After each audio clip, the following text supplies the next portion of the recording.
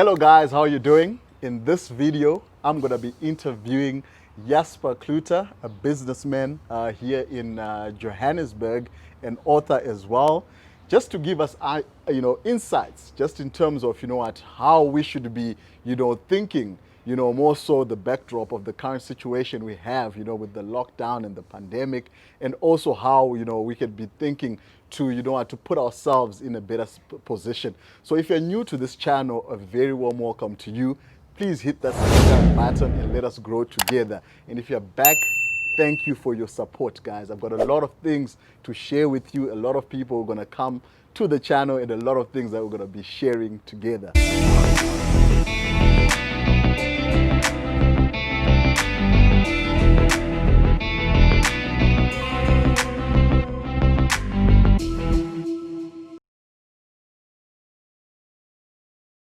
So today we've got Jasper Cloete, a businessman. I mean, he owns, we are right here, right now we're at Eagle's Nest Conference Center here in Johannesburg, Four Ways. Man, this is an awesome place. If you ever find yourself in Johannesburg, this is the place to be. I don't know, how many rooms do you guys have, man, here? 17 rooms. 17 rooms, guys. The breakfast is lacquer, man. I mean, you are going to enjoy the breakfast. There are conference rooms here. It's a conference center as well, some office space. So if you ever find yourself in the Johannesburg Four Ways area, this is the place to be. So Jasper, as I said, he's a businessman, he's an author. He wrote this awesome book called Legacy. We're going to be touching a few things on this book. And I'm sure he's got a lot of other things he does as well. He's a husband, grandfather now. So man, this man is doing a lot. So Jasper, as I said, thank you very much. So just to kick off, when I read this book, the first two chapters of this book, what the sense I get from you is that, you have been always someone who's sought to improve themselves. I mean, you're so, I wanted to say hectic, but I mean, you've been going at it, because I noticed, I mean, by 1982, you'd already completed your MBA. I mean, man, that's something, for 1982. And, you've risen to the top, I mean, obviously, academic-wise, by doing that. I mean, you've got a Bachelor of Science in Chemistry. Mm-hmm. Yes, you did that. And, you've also, been in corporate as well. So, Ben, what was your mindset, growing up? Where did you grow up? What's your story? Thanks, Henry, and congratulations on what you're doing with your podcast to empower people and to introduce them to various topics and speakers. And it's an honor for me to participate. And I think my story is probably resonating with many people because it's their story too. Mm. I'm grateful for my parents. My dad is passed on now, but he was a pastor. Mm. And we grew up at the time when it wasn't the most popular thing to be a pastor. There was no money there. Maybe until today. And some are trying with the money, but yeah. I remember growing up with almost that sense of feeling deprived. Mm. And there was when other kids were taken out on school events and functions like that, I just knew there was no money for us. So I was very money conscious from a very young age. And that made up my mind never to be a pastor. Wow. And, but having said that, somehow in a roundabout way, God used me in a different capacity as a business missionary now in the practical daily business world, basically talking about the kingdom. But that set apart, so I'm the eldest of 5 kids. And so from a young age I was also not very good with my hands. I didn't had no skill to work with tools. I just realized, listen, I'm not going to make it with my hands, how else? And then I didn't initially qualify for the direction I wanted to study in. So with a roundabout way, working at various places from a young age, earning money, I was fortunate that I got an educational bursary. And that was based on my ability with maths and maths mostly. And that got me started in the academic career. So I said, all right, let me just at least complete this degree. I didn't enjoy the degree so much, but it's just to complete it. And yes, hoping that it would land me in some sort of a position at that stage. I was forced to go into teaching. And as I completed my teaching degree, together with the science degree, then a company bought out this the what do you call it, the obligation to work back my study bursary, and that's how I ended up with the old Arms Corps, where it's now called the NEL. Oh, okay. And because of my chemistry background, I ended up in Cape Town in their propellant plant where all the ammunition are made. And I wasn't there many weeks. Then I realized I'm in the wrong place because I couldn't handle that. What do you call it? That structure of people lording it over you, and just because they one level ahead of you, they more or less control your life. Wow. And that's what made me say, well, how do I get out of this thing this journey that I started on myself? And that's when I started to do MBA part-time. And that landed me the position at the Industrial Development Corporation here in Joburg. IDC, and that was the best 4 years of my life. Wow. Learning about big corporate business, how it's put together, and out of that I became a bit arrogant, and I thought now I knew business. I went into business for myself and it failed. And then I went back and I was a consultant for the Small Business Development Corporation, and I learned about the challenges of small businesses out there not having access to finance and resources. But that gave me a good grounding on both worlds. Then I went back, worked for the corporate for a while, but then I realized I'm not fitting into the corporate. And then in a roundabout way, 1994, and the change of government was good for me because it forced me out of my nest.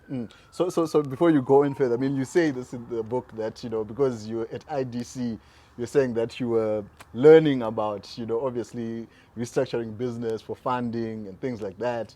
And that's when from that theory, you said, let me, run your own, open a business, because of that theory, that theory that you had, I mean, that's something which, maybe some of our audience would want to know, because with young people, maybe because, they've, learned something in school where most of the theory is, they think, okay, maybe now I can start my own thing without maybe sometimes getting that practical experience. Yeah, and that certainly, that caught me out very quickly, because if you work for a large company like the IDC, and you're in a sheltered environment, you're a big shot and you've got a credit card and you live in hotels and stuff like that, and you talk to CEOs, but you don't know how they sweat it to build the business to where it is. Wow. And when you go out on your own, all of a sudden there's no salary, there's no security, there's no guarantee of anything. And then you learn things by the seat of your pants. Yeah. And by having people talking into your lives. And so it was a long journey to discover I'm an entrepreneur, but I don't know too much. And funnily enough, the thing that I resented and didn't want to be part of was the thing that God eventually put in my path and said, you do this. And that was linking up with the old Golden Products, which is now called New Life. And we started it way back for my wife as a second income. But, I felt nudged by God to say, go into this in a professional way. And the skills I then learned, because when 94 came, in 92 I got retrenched to make room for... So there was like a political shift. A political shift in kind of 92 thing. And I must say, I really went through a tough time. For 6 months, I was so depressed. You couldn't speak to me. Nobody could speak to me. I just felt sorry for myself, sitting in a corner. Wow. I mean, because I can imagine, and I mean, you're an executive. Yeah. I read the book that, you were part of that first round of retrenchments, managing things. Yeah. Then eventually it got to you. But I think more so because I mean, this is a path whereby you had said, if I sort of, give it my all, I'm going to get to a certain place. But now all this is taken away. I think that illusion was totally shattered. That in the corporate, I couldn't care if it's a South African corporate or an international corporate. Don't kid yourself. You're not in control of your destiny. Other people, you have to play the political game, and all your hard work can be wiped off the table in one incident. And then what do you have to show? And I realized my biggest shock why I felt so depressed was to realize I worked so hard for so long, And someone said, you then discover you're climbing the ladder, but your ladder is leaning against the wrong wall. Wow, man. And now you have to get all the way down from your ladder and put your ladder on another wall and start the journey all over again. Wow. So yeah, I think that more or less summarizes it. So where I learned most was with my stint, and we're still involved with that, but with the New Life company. And leading up to 94, I built locally, traveled, learned the game, but my attitude was then sorted out by God to say, listen, you're on a learning curve, you know nothing, be teachable. And I submitted myself to people older than me, but not necessarily as qualified as I was academically, but they had the results. And if they said jump, I jumped. Wow. And through that, the opportunity opened up for me in 94 to take the New Life business into Africa, Uganda, Tanzania, Rwanda, Kenya. And as a result of that, we have what we have today, because then, you know, once you have momentum behind you, momentum can even make a mediocre person look good. Yeah. But with no momentum, doesn't matter how clever you are, it's very tough. Wow, man, that's amazing. And now you say that, you know, after all this, I think it's in 2008 that you started the generational inheritance group, Yeah. right? Tell us about that, you know, because I mean, it's a huge part about this. You know, this book, as I said, it's called Legacy. You know, that issue of, you know, what generational inheritance, you know, being someone who's, you know, a one generational minded person, meaning myself, versus someone who's three generational minded. You know, what inspired that? I think, you know, I got to an age in my life where my kids left school already, starting their careers, and we were now okay. The guest house was up and running, but I started to question life and my assumptions about life. And I think the one thing I questioned was to say, what really is legacy? What am I leaving behind? Because the conventional wisdom is, you know, work hard for a company and do nothing wrong and retire rich. And if you even more cleverer, take out a good pension plan or an insurance policy, and when you die rich. You never use the money, but you die rich and your family can then use it. And I thought that can't be it. Yeah. And in questioning that, I said, but if God then led me on a journey, and I discovered the truth of Proverbs 13:22, and if I may just quote it, it says, a good man leaves an inheritance for his children's children, Wow. and the wealth of the sinner is laid up for the righteous. And being a pastor's kid, and I've heard that verse preached so many times, Man, but so many mostly from times. a prosperity teaching point of view that says, listen, here it is black and white, and they only quote you the last part of the verse, the wealth of the sinner laid up for the just. Yeah, man, that you know, the Christians are just going to take the wealth of those who don't believe. Yeah. But how are they going to do it? Well, some of those people who don't believe are worth billions now, you know. So how can you You're just, right. you know, wake up and now gonna get their wealth? And it didn't make sense in my head until I got a revelation on that verse, that the context of Proverbs is to say, at the time of penning it down, Solomon wasn't necessarily the first person to came across this wisdom. It came when wise men of old would observe nations, and when they see something that's always true, whether it's a Greek or a Jew, but if you do A, the consequences of action A is B. Yeah. Then that became a social law, and those days it was only the very rich could afford scribes and pen things down. So the average man would take this wisdom and verbally transfer it to their kids. And that's, by the time that Solomon came to earth, he said, listen, we can't let this wisdom go to waste. He penned it down, his own observations as well, but it's basically a social law that's now true in any time period for any person, regardless of your background. And to me, that was the wow, to say, what if I could find the secret of how to build a legacy or a generational wealth that would still serve my children's children. And that was what led to the research to say, which we eventually developed KIC. Wow. So I mean, with regards to obviously the person, I mean, you mentioned something in this book with regards to, you know, the person who is one generation, you know, focused. That, you know, these people might even be rich manage to become rich in their lifetime, right?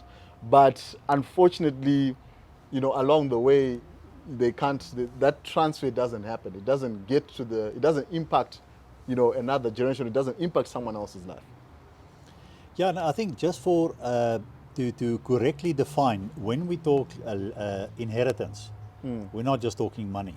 Yeah. As a matter of fact, I could have been a very rich man in Zimbabwe many years ago, and then the government comes in and changes things for me, and I could lose it all. Yeah. So money, for a person who knows the secret of wealth, you can always rebuild whenever there's a calamity, you can rebuild it. And Job is a good example. Yes. He was a rich man, and for 6 months we know of his story of suffering, but then God restored him to twice what he had before.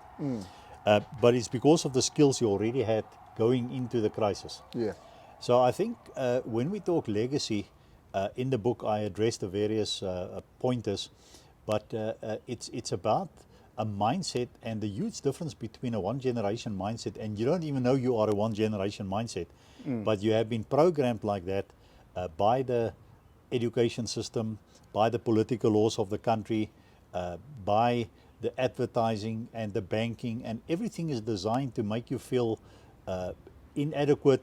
You can't handle your own finances, leave it up to us, we'll do it for you. And then the prevailing wisdom is work hard, because if you haven't made it by 50, you're in trouble. Wow. But if you're good by 50, then you should have made enough money that if you eat it sparingly, it should last you until your dying day. And if you were really good, you could even pay for your funeral and leave some money for the kids. Wow. And that's the one generation mindset. Whereas the three generation mindset is to say we're part of a process. God has got a blessing and anointing on our family that's unique. It's different for another family, but God will provide for our families, and He has. And now there's structures and systems, and we're part of a network, and we're not no longer the victim of short-term thinking by politicians and economies. And God led me on a search for these generational families like the Maponias and the Ruperts. And I know the media and politicians love to hate them, but if you study the biography of the original founders, you realize that every one of these generational families, there was once a founding father. Wow. Or a founding mother who had all the odds against them. Like Maponya had to do it in the time of apartheid. Yes. Rupert had to do it in the time of a similar kind of apartheid when the English ruled the economy and Afrikaners couldn't get jobs. But they used that odds against them to say, you know what, enough is enough. The buck stops here. Wow. And then not only did they focus on generating wealth, but also to say, how do we now put in structures and systems to ensure that it will continue? And the big part of that is to take your children with you on this journey and educate them on what you're doing and make them part of the decision making, but also bring professionals in, etc., etc. Yeah. So that's all been covered in the book, and we developed basically the book is just the sum total of the blueprint that we've discovered that launched all these families. Wow. And the challenge today is to say, do you want to become that founding parent of your family dynasty? Because if you do, you can. Doesn't matter what are the odds right now. It's just a matter of taking up the responsibility, and then we can start the journey. Wow, guys, if you are getting any value out of this video, man, hit that like button, man. Share this video right now, with your friends. Let them know, man, what's going on. Let them know what information is out there, man. I mean, you talk about, being a founding father. And I know, like, in this book, I mean, you've mentioned something very key that we're going to get into probably a next, video, another video, just because, I mean, there's a lot to share. But, I mean, you talk about, someone who is, who has got, a one generational mindset, that they might face challenges, one person, and a temporary defeat. Let's say they might get retrenched, and they might, feel that maybe, the world is over. But the same, a person with this, who faces the same challenge, but who actually has got a, three generational mindset, may actually take it and use it, to their advantage, or think about it as a temporary defeat. And you say here, I mean, in the book, it's actually written. It says, if in the same circumstances as mentioned in the example above, which is an example of someone who's become hopeless because of a temporary defeat, like, you know, getting fired, being retrenched, losing their business, like most people find themselves right now, and you say above, they have developed a 3-generational mindset. They would have known that they have a purpose to be the founding parent of their family dynasty. Their temporary circumstances of not being employed would cause only a minor inconvenience, but their minds would soon find them other sources of income to ensure they continue with their purpose of building the family legacy. Man, I mean, that's profound, man. Can you, it's also, it's as if, you know, if you have this mindset, you won't see this as, you know, the end of your life if something bad happens, you know. You know, sometimes I think God allows the devil to mess up our lives so we can discover that what we're really made of. And if you look at this, the story of an eagle, how that little eaglet learns to fly. Initially, it's comfortable in the nest, but there comes a time that the mother purposefully make that nest uncomfortable, pulling out all the nice fluffy stuff, and eventually it's just that sticky thorns. And then if the kid still doesn't take up the challenge, they literally pushed over the ledge. Wow. And Yeah. to say, discover these things are on your side. They're actually wings. Wow. And sometimes we don't know what we're capable of because we've been so conditioned. You know, the sadness for me is our education system, that we use the 12 most impressionable years of a child's life and not teaching him potentiality. We're teaching him, you need to look for a job. Wow. And we're going to give you skills to become the best possible job candidate. The reality is, there are no jobs. Less than 5% of people will find formal employment. Yeah. But what if we use that same time to teach a kid about his giftings, his talents, and teach him how to commercialize his talents? Because entrepreneurs create jobs. Yeah. And then we would have had no unemployment whatsoever. We would have had a scarcity of people that can help us build our dreams. Okay, guys, that was Jasper Cloete giving us the benefits of having a 3-generational mindset versus a 1-generational mindset. So guys, that was beneficial, man. If you found value in it, hit that subscribe button and share this video. Let your friends know what information is out there, you know. Let them know, maybe something can actually help them out. So guys, as you know, Jasper is going to be back with another video about how we can actually move from having that 1-generational mindset to having a 3-generational mindset, the 4-step process of moving from struggle to significance. Man, you don't want to miss that. It's going to be amazing. So watch out for the next video, guys. I love you. God bless you, and I'll see you on the next video. Cheers.